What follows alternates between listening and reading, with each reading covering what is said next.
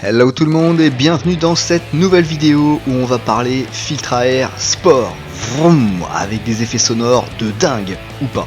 Si vous êtes intéressé par le sujet, n'hésitez pas à vous abonner puisqu'il y a une deuxième vidéo sur le filtre à air sport qui va sortir juste après celle-ci. Comme ça, vous activez la petite cloche de notification et vous ne loupez pas les prochaines sorties. Alors j'ai compartimenté la vidéo en 5 parties. Dans un premier temps, on va voir à quoi ressemble un filtre à air sport. Ensuite, on va voir comment on l'installe. Puis on abordera les avantages, parce que si on monte ce genre de filtre, c'est forcément il y a des avantages. Mais s'il y a des avantages, on verra aussi en quatrième partie les inconvénients. Et enfin une cinquième partie pour savoir si on est plutôt pour ou plutôt contre ce type de filtre.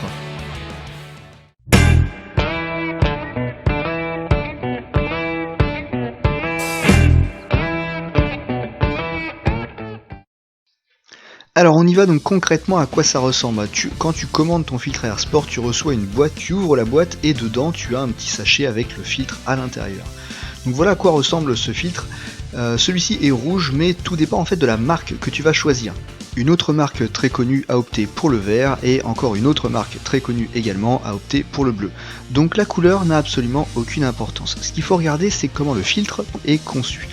Donc là je suis en train de vous faire un petit schéma. En fait, le filtre à air sport est conçu de cette façon-là. Vous avez une trame en tissu au milieu. Et cette trame en tissu, c'est elle qui va filtrer les impuretés. Au-dessus et en dessous de cette trame en tissu, vous allez trouver une grille de protection métallique. Cette grille métallique est très importante parce qu'elle va solidifier votre filtre et elle va éviter d'éventuelles perforations en cas d'impact de petits cailloux par exemple. Et de chaque côté, vous avez un joint pour faire l'étanchéité. Cette trame en tissu, elle est huilée. C'est très important parce que, étant huilée, elle va pouvoir retenir toutes les petites impuretés. Et pour information, c'est l'huile qui est colorée. Donc en fait, c'est l'huile qui va donner au filtre sa couleur. En tout cas pour le filtre de la marque que j'ai acheté. Donc j'imagine que ce doit être la même chose pour les autres marques.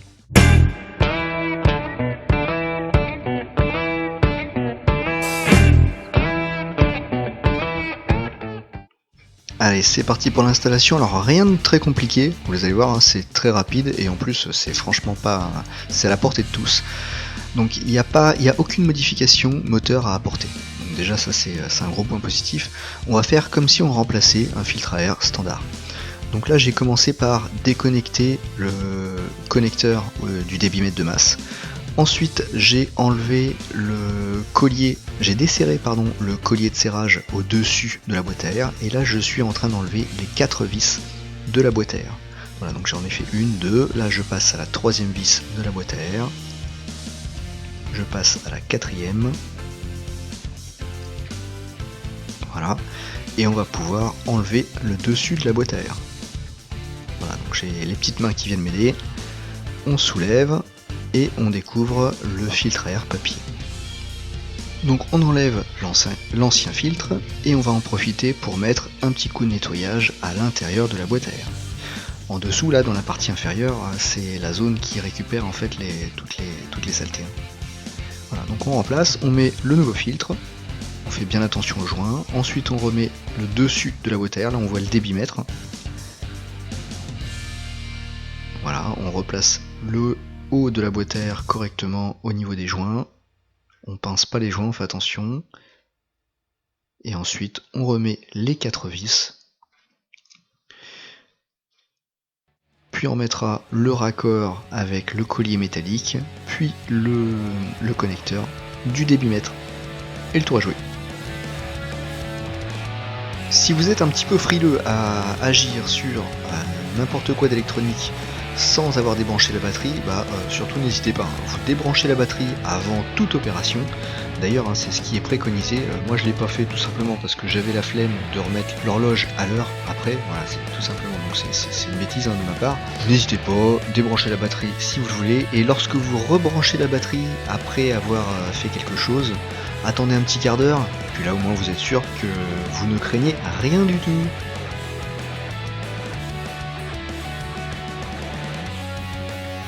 Bon voilà, tout tient, il n'y a plus que le cache moteur, et puis on a terminé. Alors franchement, c'était vraiment pas compliqué.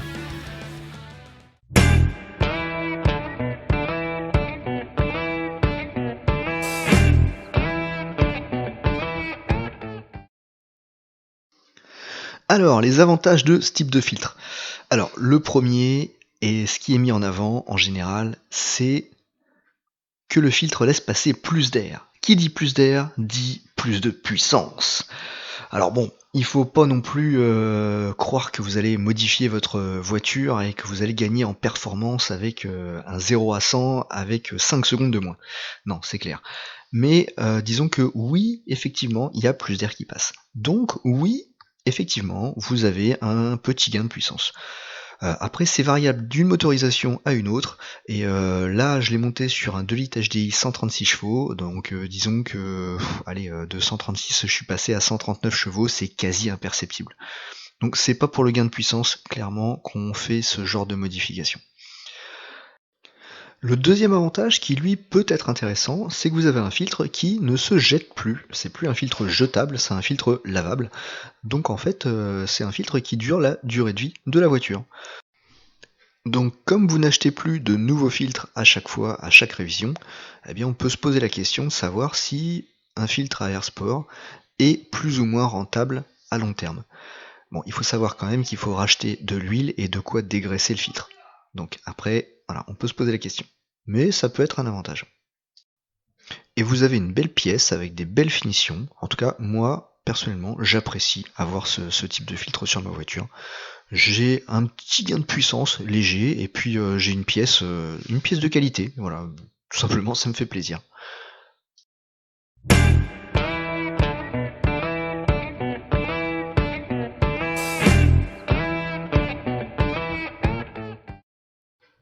Bon, on a évoqué les avantages, gain de puissance et un filtre qui dure toute la vie du véhicule, donc ça c'est cool avec une pièce de qualité, mais forcément il n'y a pas que des avantages, il y a aussi des inconvénients. Donc déjà le prix, hein, c'est un filtre de ce type-là, c'est entre 5 et 8 fois plus cher qu'un filtre à air papier. Donc ça, voilà, ça représente un certain coût. Et bien sûr, il y a l'entretien. Ah oui, c'est toujours plus compliqué d'entretenir le filtre que de l'enlever, de le jeter et de le remplacer directement par un autre.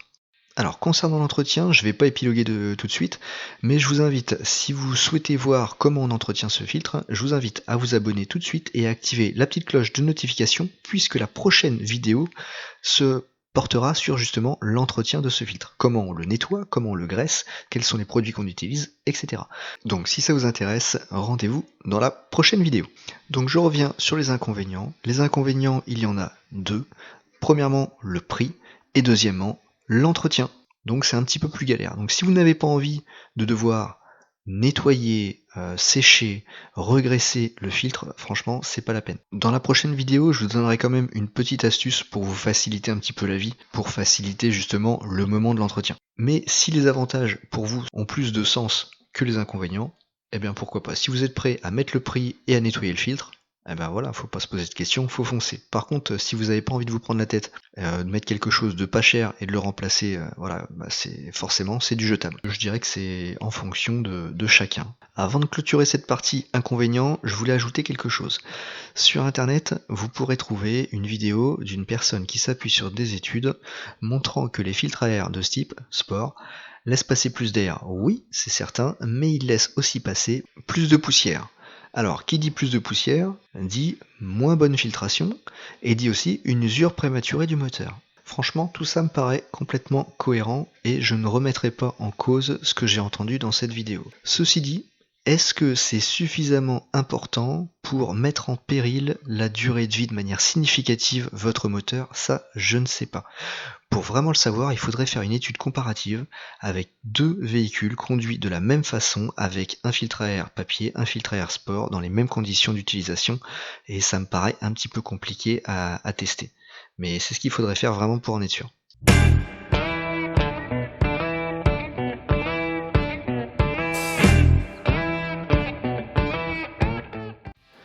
Bon, et bien maintenant il est venu le temps de vous exprimer, alors dites-moi dans les commentaires ce que vous préférez, est-ce que vous êtes plutôt pour, plutôt contre?